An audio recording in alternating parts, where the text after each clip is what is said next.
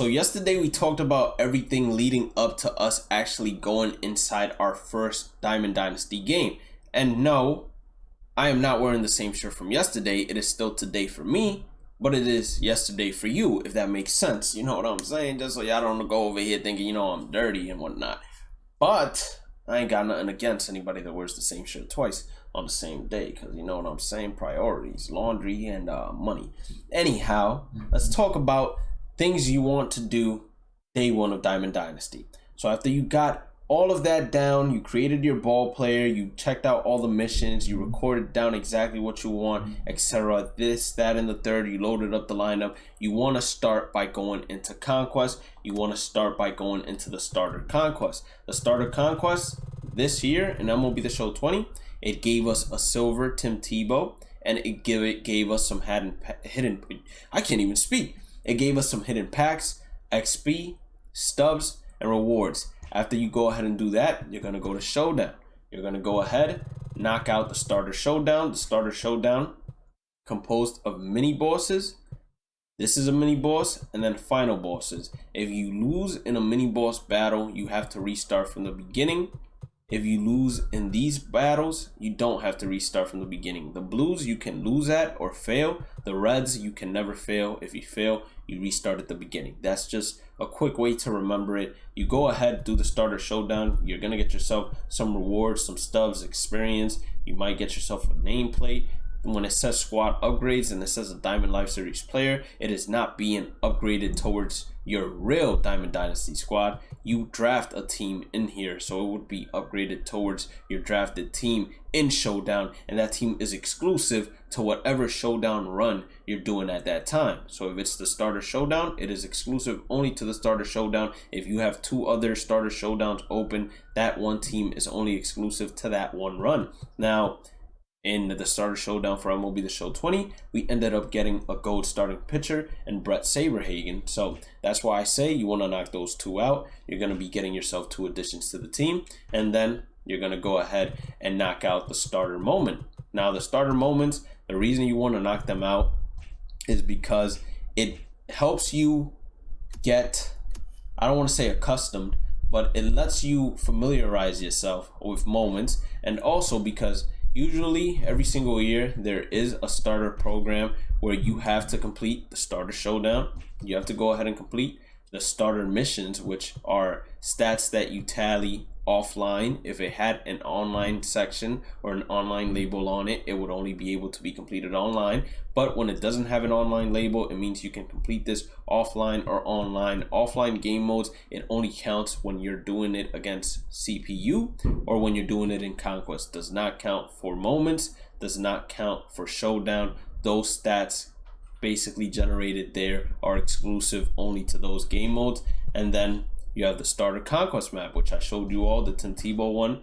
And then last but not least, the starter moments. So you want to do these starter moments because it's going to allow you to get stubs, packs, icons, and then last but not least, they're going to give you a reward. So you're going to be able to get yourself 3 players to upgrade to your squad off rip without you even opening the packs that you got from the Digital Deluxe Edition or none of that. Because I would advise on day one not to open up any of the packs instantly unless you know what you're doing and you're looking to sell cards and basically make a profit instantly. I suggest just waiting and stacking up your packs and then doing it all at once you're ready to go into Diamond Dynasty, unless of course once again you know what you're doing and you know you're going to be making some stubs if you sell those diamonds, if you do end up getting lucky enough to get diamonds instantly. So once we go ahead and we knock out the Starter Conquest, Starter Showdown, Starter Moments, we're going to do the same thing for the first inning program. So the first inning program, it's going to have its own Showdown. It's going to have its own Conquest, for example. So let's go to the first inning Conquest. First inning Conquest right here, you're going to want to complete every single goal. Listen, a lot of people, they usually tell me, hey, how come I didn't get my points? I went ahead and completed the map. And I say to myself, did you steal the fans? Or I say to them, Did you steal the fans? They say, no, I didn't. Well, that's why you didn't get the points awarded to you, because you need to steal the 3 million fans. If you don't complete that, you will not be rewarded, even if you do complete the map. So make sure you go ahead and complete every single goal. You're going to do the first inning Conquest map. You're going to go to Showdown. You're going to go ahead and do the first inning Showdown, which is going to be, listen to me, a lot more difficult than the starter Showdown, but it's still going to be easy and something to familiarize yourself with. And then after you do that, same thing. We're going to go to moments. There's going to be a first inning program moments, and you're going to go in and do the first inning program moments. Usually the moments inside a program unlock another player. For example, in the first inning, it was 2-player programs that we had moments for, in which allowed us to unlock a diamond Curtis Granderson, 85 overall, a player to start the game off with. And it also allowed us to unlock Kerry Wood, an 85 overall relief pitcher, to also start the game with, which are 2 good base starting diamonds. So that's why you want to go ahead and knock out those first inning moments, conquests, showdowns, all of that. Once you do that, you can go ahead, open up your packs. I want you to be rewarded for this. You open up your packs. If you want to do some starter collections, which are the easiest collections in the world, you're going to go to collections, and it's like collect a player in the stadium. Boom. If you want to collect a specific player, because keep in mind, once you collect it, you can never sell it again. If you want to collect a specific player in a specific stadium, you know you're never going to sell. Boom, select those 2. Don't let it auto select for you, and collect it. The same thing goes for infielders. It's going to go for outfielders, pitchers. For every single one, you can start doing collections. You can start doing live series collections from whatever it is you obtain in the packs. You can start going ahead and selling whatever it is you obtain in the packs as well. And after you do all that, this is what I want you to do, because now is when it's about to get interesting. Now is when we're about to get into the long grind of offline content until online content. Now what you're going to do is you're going to sit down. You're going to look at Team Affinity. You already followed step 1 of writing down what players it is you want. You say, okay, I have my team loaded up with those players. Perfect. Now I'm stepping into Conquest, and we're about to hit the big boy of Conquest. Now the big boy of Conquest has 30 strongholds, which means you have a mandatory of 30 games to play in Conquest. And it is not easy to capture all 30 strongholds. That's where I come into play. I always record a Conquest guide every single year in which I demonstrate the path that I take and how I did it. And you guys, if you want, you can wait until it comes out. Usually it comes out on day 2 of Diamond Dynasty, if not day 3. I'm going to try to knock out so many things within such a short period of time that I might go crazy, but I'm going to do it for y'all. Trust me on this. Now, for the National Conquest map, which is the American map you guys see right here, this is the only, or I should say United States map, just to be politically correct. This is the only map where you do not have to complete the Steal Fans phases to get rewarded for completing the entire map. This is the only map. No other map allows you to do what I just said. You're going to have to complete or capture 30 strongholds, and every single territory you see on this map has to be captured by your team's icon.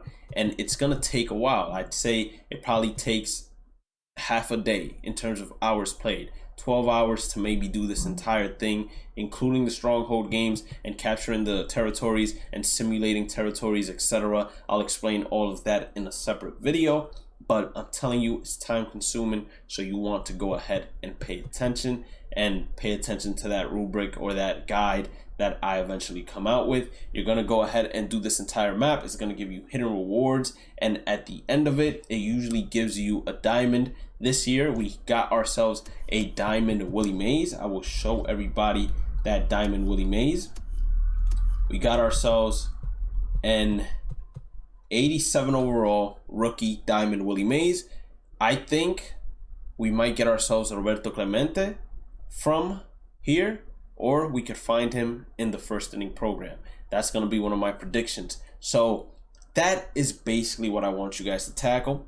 Once we do this Conquest map, we will have knocked out a bunch of missions. We would probably have knocked out every single mission in terms of stats that you needed to knock out for every single team affinity and for your created ball player, maybe even in each and every single position. So you're going to be good. You're going to be straight. You're going to be chilling.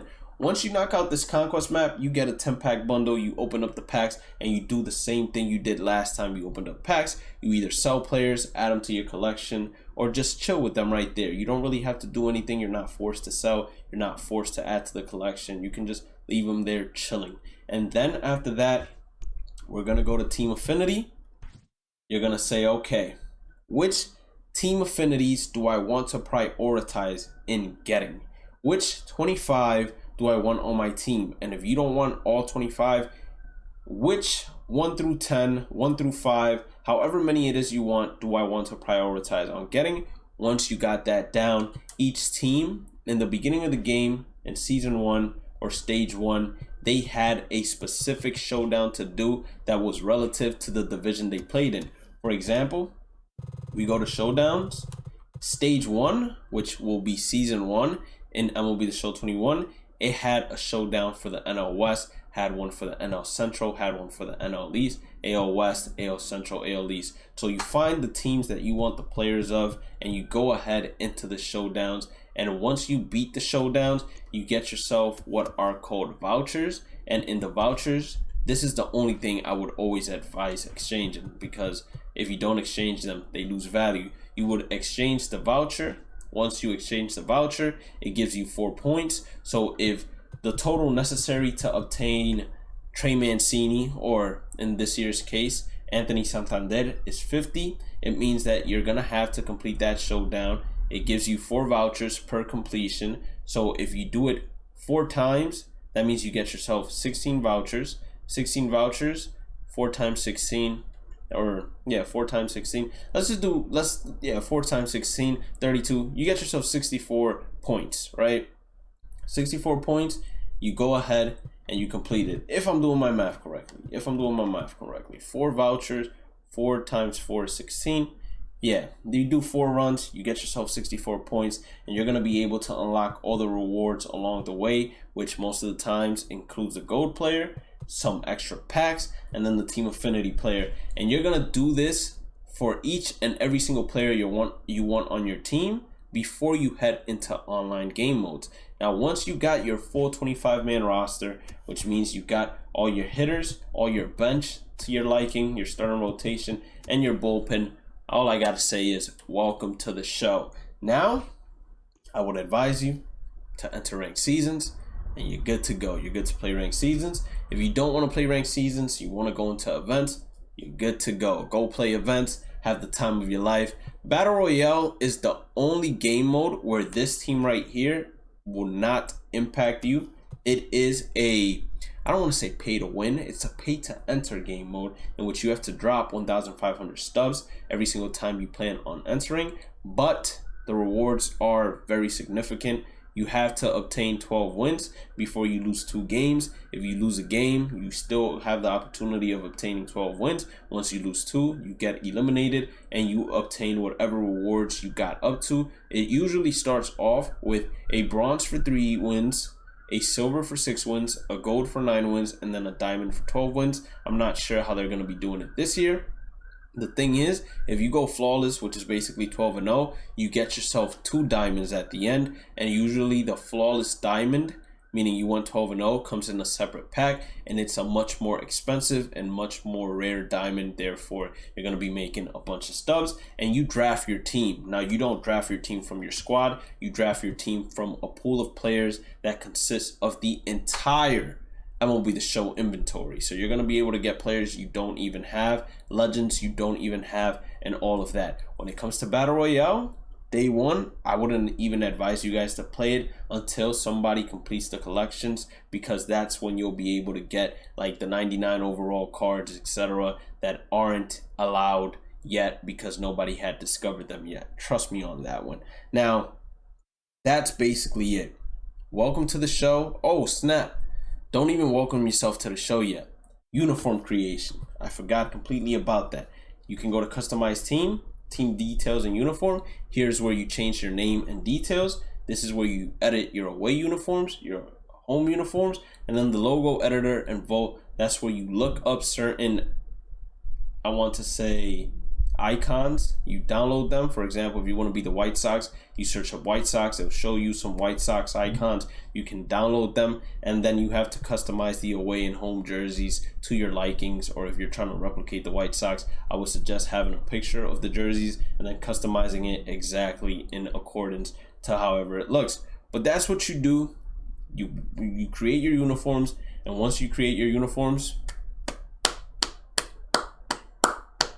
clap it up for yourself. You're officially ready to enter Diamond Dynasty. Welcome to the show, and have fun with all the online game modes. If you run into me, I'm Bhlademyst, most likely going to be called Loyalty Kingdom. Just letting you know right now, you in some trouble, because I'm looking to kick that butt. You feel me? Anyways, have a blessed day and night. Stay positive, stay safe, stay blessed.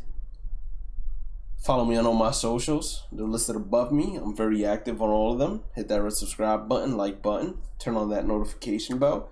Follow me on all my other channels, which are listed on the More Bhlademyst section. Once you click on the channel and interact with me in the community tab. Have a blessed day and night. Stay positive, stay safe, stay blessed. Love you all. Take care.